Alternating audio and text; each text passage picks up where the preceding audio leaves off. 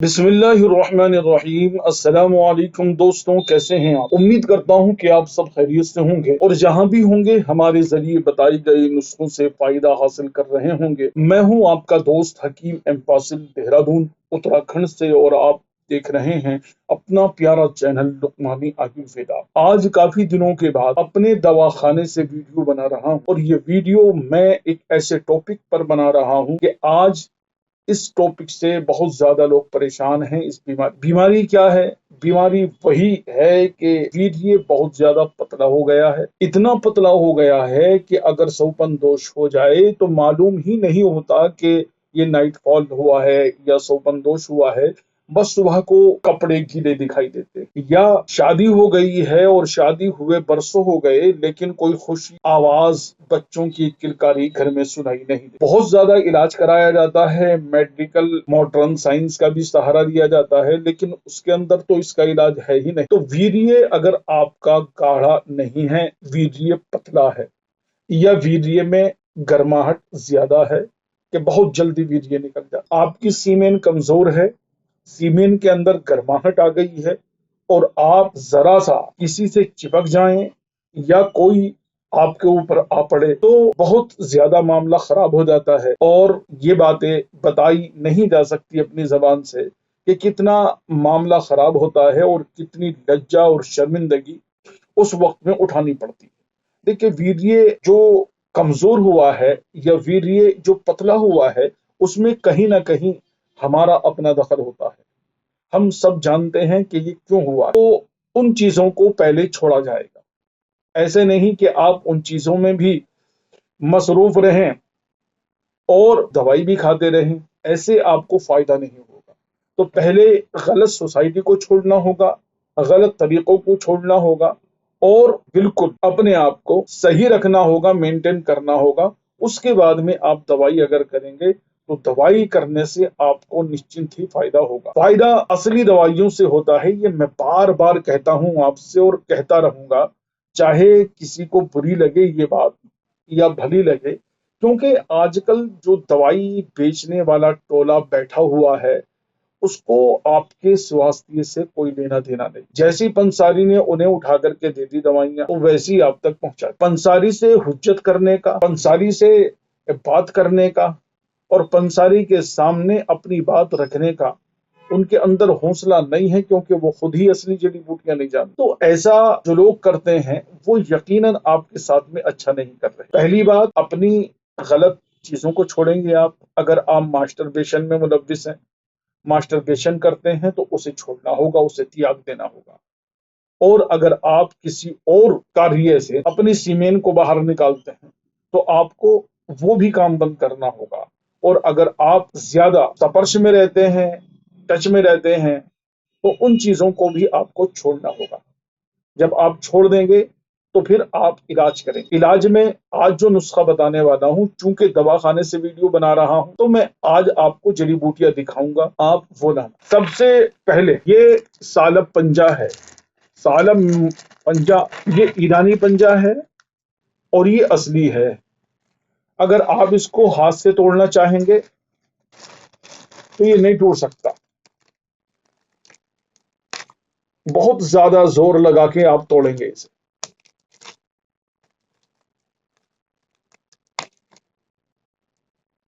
इसका रंग ये है रंग, आप जब रंग देखेंगे तो इसका इस तरह से नजर आएगा। और जहां से ये टूटा है, जो लोकल पंजा होगा, कोरा पंजा होगा, उसका रंग सफेद होगा और इसका रंग स्याही माइल होगा, काले की तरफ होगा, हल्का काला। येलो की तरफ भी होगा और हल्के काले की तरफ भी होगा। ये ईरानी पंजा है। ये वीर्य की गर्मी को भी दूर करता है, वीर्य बहुत ज्यादा मात्रा में पैदा करता है, और वीर्य को शहद से भी गाढ़ा करने की सलाहियत इसके अंदर होती है। इसको आपको 200 ग्राम लेना है। 200 ग्राम सालब पंजा। और यह है उटंगन, ये लुआबदार होता है, इसका तिला भी बनाया जाता है। और वीर्य को अत्यंत कमजोर वीर्य को ताकत देता है, अत्यंत पतला वीर्य को गाढ़ा करने की सलाहियत रखता है। और ये इस तरीके से सलाहियत पैदा करेगा आपके अंदर वीर्य की कि उसकी मात्रा को भी बढ़ाएगा, वीर्य भी पैदा करेगा और वीर्य को गाढ़ा भी करेगा। ये दो चीजें आपके सामने हो गई। तीसरे नंबर पे अगर गर्मी वीर्य के अंदर है तो ये तबाशीर वंशलोचन असली ये इस तरह लड्डू की शक्ल में आपके सामने आएगी। आजकल बाजारों में जो वंशलोचन तबाशीर मिलती है वो केमिकल की बनी हुई होती है और वो बड़े बड़े चपटे चपटे उसको दाने कहा जा सकता है, जैसे मिश्री के दाने होते हैं इस तरह से वो मिलती है। ये चौड़ी या मोटी चीनी की तरह वो आती है, वो केमिकल युक्त होती है, टीन के डब्बे में आती है और लोग उसे धड़ेले से इस्तेमाल करते हैं। और जो आपको दवाई भेजने वाले हैं वो वही तबाशीर डालते हैं, ये उनके ख्वाबो ख्याल में भी नहीं आती। तीसरे नंबर तो तबाशीर का ही हो गया। चौथे नंबर पे हमें लेना है कतीरा गोंद। कतीरा गोंद भी दो तरह का होता है, कमजोर होता है, एक असली होता है। ये असली कतीरा है, ज्यादा सफेद होगा, मोटा गोंद होगा, बच्चा नहीं होगा, बारीक नहीं होगा। तो ये चार चीजें मैंने आपके सामने रखी हैं। नंबर एक सालक पंजा ईरानी, आपको यही लेना है। काला होता है, येलो की तरफ होता है और जल्दी से हाथ से अगर तोड़ना चाहें तो ये टूटेगा नहीं, न मुलायम पड़ेगा। जो कोरा पंजा आता है केमिकल युक्त होता है वो सफेद होता है और जहां से आप चाहो वहां से टूट जाएगा, उसका रंग सफेदी माइल होता है क्रीम की तरफ। तो असली लेना है। अब इसके बनाने की विधि क्या है? बनाने की विधि ये है कि 200 ग्राम सालब पंजा, 100 ग्राम उटंगन, ये उटंगन है, और 100 ग्राम तबाशीर वंशलोचन और 100 ग्राम कतीरा गोंद असली वाला। ये चार चीजें हो गई। इसके बनाने की विधि ये है कि आपने 200 ग्राम सालम पंजा लिया है, उसमें से 100 ग्राम का आप इसका शीरा बनाएंगे। शीरा कैसे बनेगा? शीरा बनेगा, शीरा अगर मैं आपको बताऊं तो वीडियो बहुत ज्यादा लंबी हो जाएगी, फिर आप नहीं देख पाएंगे। तो शीरा बनाने की विधि मैं किसी और वीडियो में बयान कर दूंगा। शीरा बना लें या इसका रस बना लें, रस तो आपको माध्यम से बनाना पड़ेगा, भपके के अंदर बनाना पड़ेगा और रस बनने के बाद में ये दूध जैसा हो जाएगा। तो 100 ग्राम सालब 50 का शीरा या रस बनाना है और 100 ग्राम को पीसना है दवाओं के साथ। तो जो पीसने वाली दवाइयां हैं, 100 ग्राम सालब पंजा हो गया, 100 ग्राम जो है वो तबाशीर वंशलोचन हो गई और 100 ग्राम ये उटंगन हो गई और 100 ग्राम कतीरा गोंद हो गई। 100 ग्राम लेकर के ये 400 ग्राम आप बना लेंगे। 400 ग्राम के साथ में आपको जब ये बारीक हो जाएगा, इसको सालब पंजे के रस में भिगो करके रख देंगे। जो आप रस बनाएंगे, आधा किलो रस बन जाएगा उसका। जब आधा किलो में डालेंगे तो ये गाढ़ा रहेगा। इसको आपको फिर साए में सुखाना है। जब आप साए में सुखा लेंगे, साए में सुखाने के बाद में इसको फिर आप पाउडर बना लेंगे। अब ये पाउडर बन जाएगा, इसके साथ आप थोड़ी मिश्री मिला देंगे। मिश्री मिलाने के बाद में थोड़ी मिश्री कितनी, 400 ग्राम, लगभग 500 ग्राम का ये होगा, 100 ग्राम आपको मिलानी है मिश्री इसके अंदर, ज्यादा मिश्री नहीं मिलानी। जब आपकी 100 ग्राम मिश्री मिल जाएगी तो उसके बाद में आप इसको 20 ग्राम एक दिन में खाएंगे, 10 ग्राम सुबह, 10 ग्राम शाम, यानी 2 चम्मच सुबह खाएंगे, 2 चम्मच शाम में खाएंगे। आपके अंदर वीर्य नहीं बन रहा, आप वीर्य बनाने की दवाइयां खाते खाते परेशान हो गए और कहीं से आपको लाभ हासिल नहीं हो रहा है। आपने बहुत ज्यादा पैसा बर्बाद कर दिया है।